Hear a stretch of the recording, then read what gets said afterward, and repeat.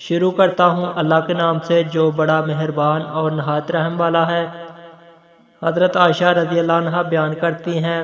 رسول اللہ صلی اللہ علیہ وآلہ وسلم نے کوئی کام کیا،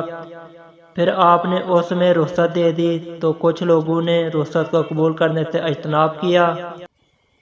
بس آپ صلی اللہ علیہ وآلہ وسلم اس بارے میں پتہ چلا تو آپ صلی اللہ علیہ وآلہ وسلم نے خطبہ ارشاد فرمایا، اللہ کی حمد بیان کی، پھر فرمایا لوگوں کو کیا ہو گیا ہے، جو کام میں کرتا ہوں وہ اس میں دور رہتے ہیں، اللہ کی قسم میں اللہ کے متعلق ان سے زیادہ جانتا ہوں اور اس سے ان سے زیادہ ڈرتا ہوں۔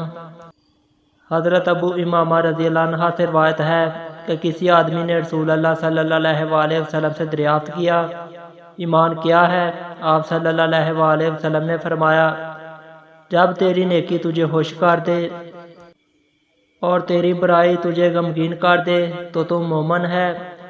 اس نے عرض کیا، اللہ کے رسول تو گناہ کیا ہے؟ آپ صلی اللہ علیہ وآلہ وسلم نے فرمایا، جب کوئی چیز تیرے دل میں کھٹکے تو اسے چھوڑ دو،